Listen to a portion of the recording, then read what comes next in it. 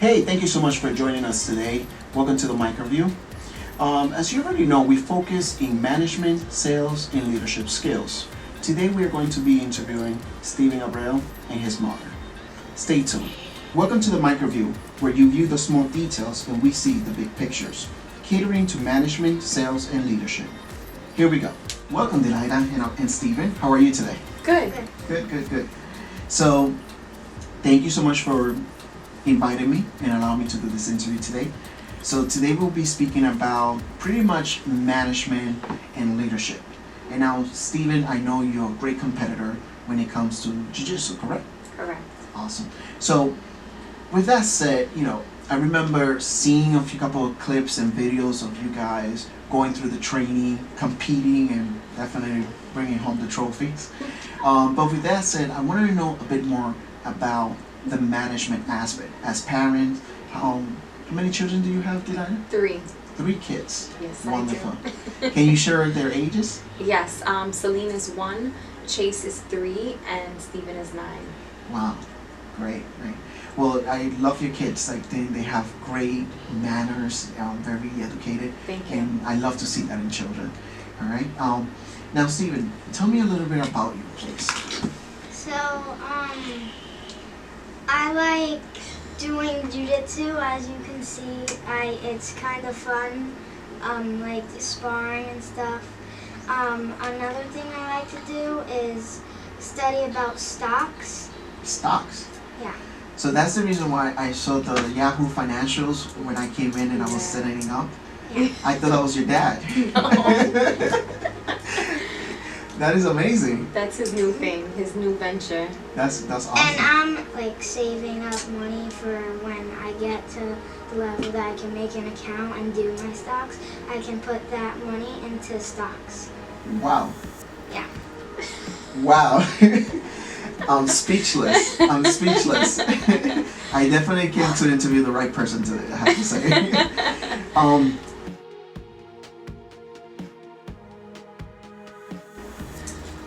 Allow me to understand the management, for example, the management aspect of it. Before this whole crisis started, right? How will you guys divide your time between the training, school, and the sport? It was very difficult. We a lot of times I would question myself. I'm like, how am I doing this? How am I getting this done? I had a baby in tow. Chase at the time was, when we first started, maybe a year old, and it was grab a bag, Steven, get your gi on, let's go, and it was just one thing after another. Fortunately, I was able to take a year off from work, so I was home. Not that made things any easier, because I feel like the job at home is just as hard. Absolutely. I kind of just had a plan, and if I stuck with the plan, I was able to do it. Not everything works out perfectly every day. Some days you win and some days you lose. And those days that I was totally defeated, I just accepted and I, tried again better the next time. But it wasn't easy. We would come home from school, get to work, get your homework done. Because if you don't get your homework done, we can't go to jiu-jitsu. So he knew the deal was, I have to get home, eat a snack, get my homework done. Get your gi on. Let me grab the baby. I had the backpack. Get the baby in the car. Come on, Steven, let's go. We're gonna be late. Get to jiu-jitsu. Then once we were done with jiu-jitsu, we'd come home. We'd have to make dinner. At that time, Esteban, my husband, would get there, get home, and we'd eat dinner, and it was just the same routine over and over, and we kind of just made it happen because we were training 5 days a week, sometimes even on the weekends. It was a lot. Wow. Well, I say we because I was taking him, but No, he was training. Of course. During that time, as things are developing, right? And I want to take it a step further back, because I have learned from speaking to your husband, Steven, that he was exposed to another previous type of martial arts, correct? Yes. When he was younger, we took him just to keep him active, to have an activity to go to after school. I forget what the name of the place, but it was... It was Henzo something, and I used to do karate there when I was little. And one day, I didn't really want to do it anymore because I didn't like it anymore. So I quit doing karate at Henzo. And after my dad he saw something called jiu-jitsu, told me about it, and I said, yeah, I want to go to jiu-jitsu. So I went to jiu-jitsu, and then I started liking it, and I kept doing it. What was it that you didn't like about that first martial art experience? It was just really boring. We always did the same thing. I didn't really like it that much. When I was little, I used to go to this little kids class, and we used to run laps. When I was little, it was more fun, but when I became older, Enzo karate place became more boring for me. So then I really didn't want to go anymore. I understand. Well, I love the fact that you definitely understood what you like and what you didn't like. That's very admirable. Good for you. I'm telling you, you have a good kid. I think for him, the karate part, it wasn't a contact sport. It was more like stand in place and go through the motions. And after a while, just going through the motions just wasn't enough for him. He just didn't want to go back. And we continued paying for that school for a few months. But it was under the contract? It was under the contract, but he showed no interest, and I wasn't going to force him to do something that he didn't want to do. So. That's good. Well, I did martial arts myself, and when I look at the karate class that I attended to, it was strict. It was real taekwondo. It was serious business. And now, as Michael, my son, is growing up, I want to put him in martial arts. And I'm not satisfied with what I'm seeing out there when it comes to, for example, taekwondo. I feel that they are hesitated about the kids getting hurt, or the kids' actual contact and fighting in martial arts. And it's kind of boring, I have to say, because I go there and I'm like, you're not really learning anything. You're not going to lose your fear. So I think, unfortunately, karate has changed throughout the years. Who is your greatest mentor in there, Steven? My greatest coach, Coach Nate. Yeah. Yeah. Is it the one with the salt and pepper? Salt and pepper, yeah. Oh. Very nice guy. I met him on your last competition when I attended it. And some of your colleagues as well. Leadership. Let's talk about leadership.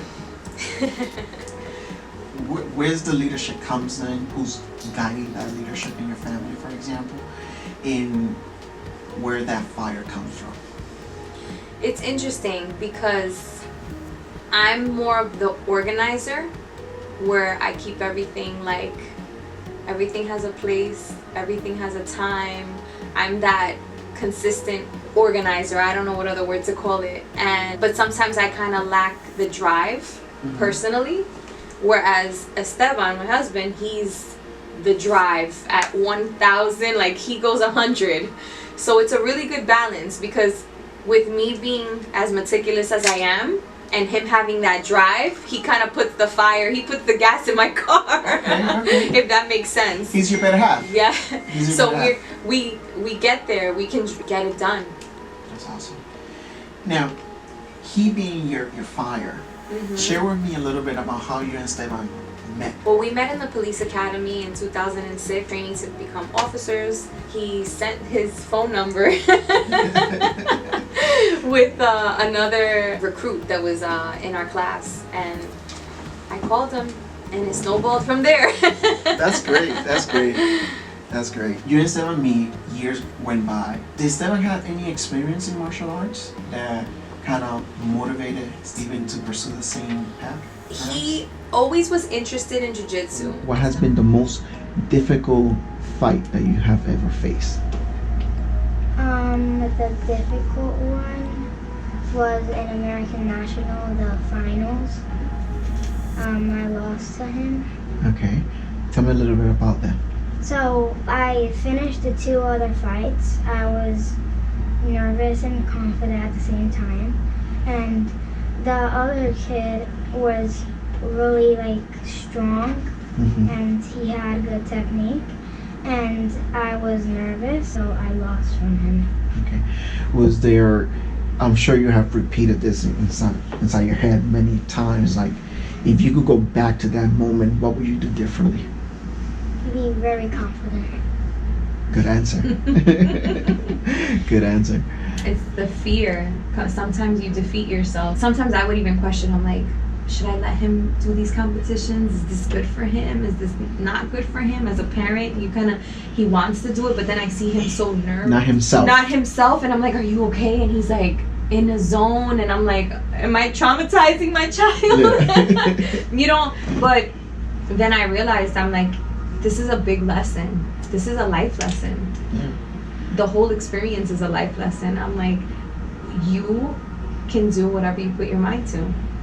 And you set your mind, and what you're thinking and how you feel determines. It's not always going to determine every outcome, of course, because the other person could just be better than you. It's simple as that. But if you put your best out there and you focus and you believe in yourself and your ability, I promise you that you'll be able to do it. Positive thinking, basically. Positive thinking. Right. And what belt are you? I'm a gray belt. Impressive. When I saw you fight, I thought you was a black belt. I really did. At this moment, we want to go ahead and play a couple of clips of Steven performing at some of his tournament. Enjoy.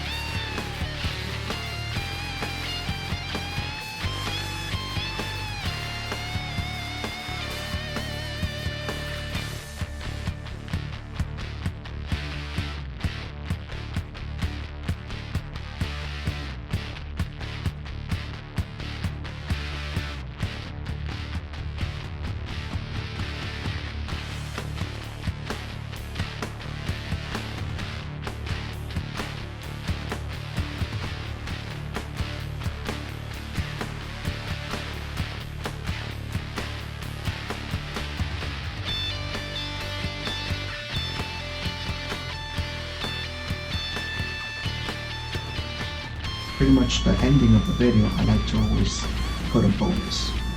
So I like to hear from you if you would like to share any suggestion for the bonus. What would be the bonus? Something that would be somewhat educational. And Steven, any suggestion you want to put in there? Like motivational? Yeah, that would be awesome. This book called Blue Chip Kids, and he told me about it, and I read it, and it was one of the best books I have ever read. Nice. You know what's the interesting thing?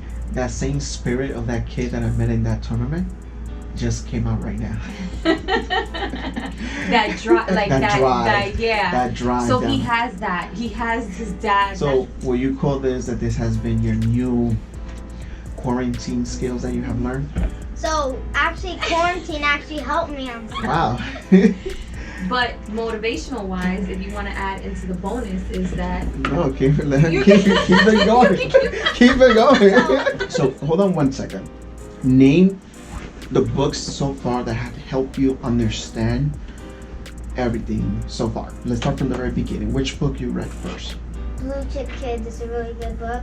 If kids want to learn about stocks, I recommend that book.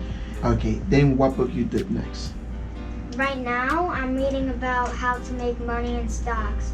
I feel like you should read Blue Chip Kids first, so you can get like a background. And then when you read how to make money in stocks, that's like It helps you understand. It gives you the layout, basically. Yeah. Right now, I'm focusing on the stock charts. Okay. So like the stock charts is basically like it's a chart with a bunch of lines.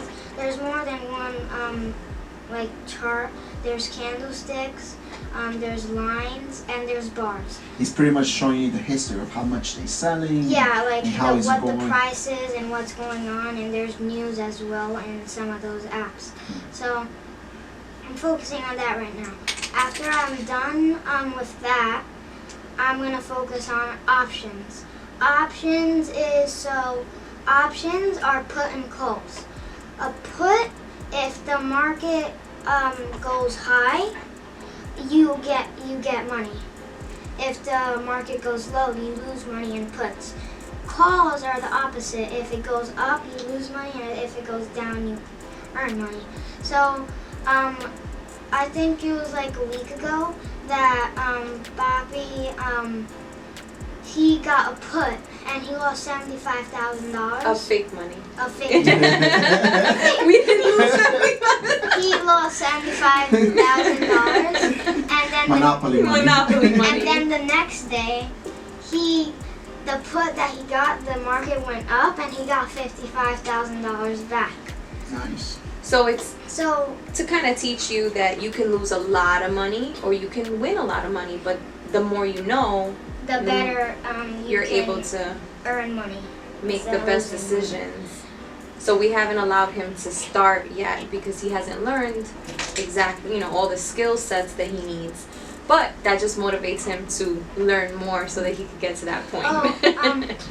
When I went on a walk with Bobby, we were talking about like the schedule. So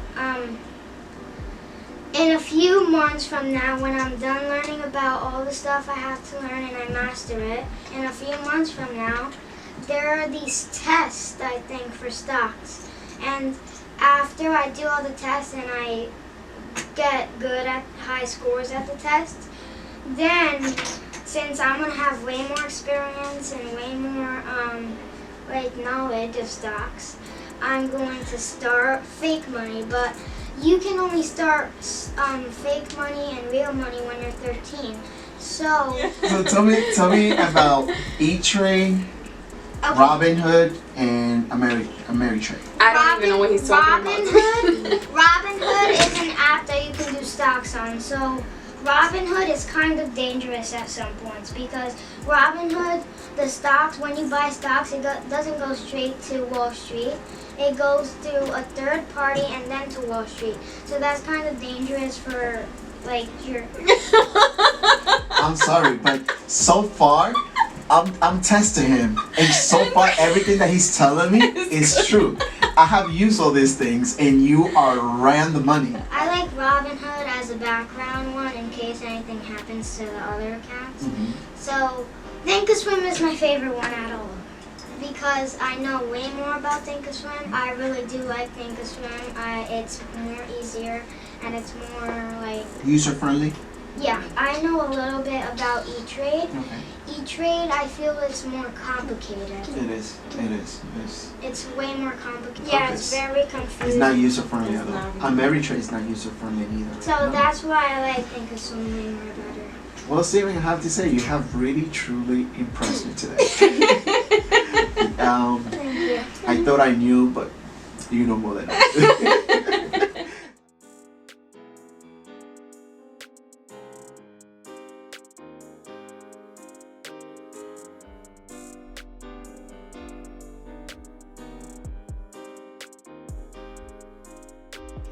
You should do something that you like so you can really focus on it and you can get really into it. Like the karate example of that.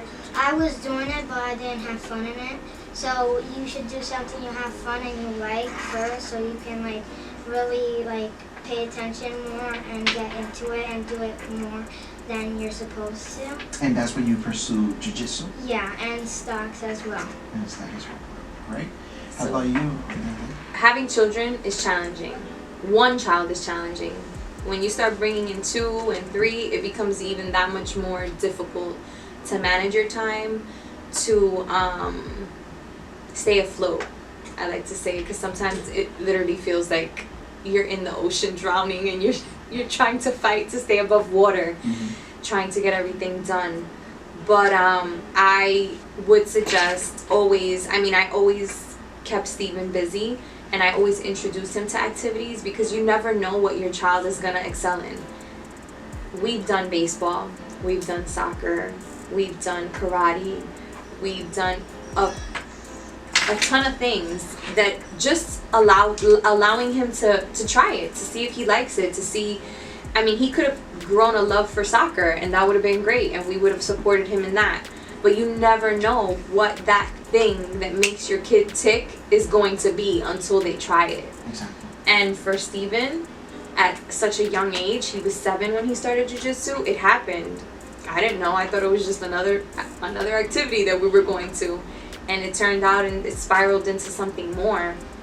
And it spiraled in, and it could potentially be something that he does when he's older, and you know, maybe he becomes a black belt and teaches or goes further with it. You never know. Interest will become what it will spark. Definitely just to expose them to it, expose them to whatever you can. And it is difficult. It is difficult to manage. It is difficult to get done in a day's time span. But if I could do it, anyone could do it. I mean, it's more about just. I often found when I tried to do too much, it was very overwhelming. So I took a step back. I said, today I'm going to do what I can. If the dishes don't get done on time, the dishes don't get done on time. But he went to his activity, they ate, they're alive. That's what it counts. So the little things sometimes fall wayside when you have so much, and that's okay. I've had my fair share of crying sessions in the shower, of overwhelming feelings, but I don't allow the little things to take precedence over them. So if that means I can't get my laundry done today, laundry didn't get done. I don't. If you put too much pressure on yourself, I feel like that's where you reach your breaking point. Like and subscribe.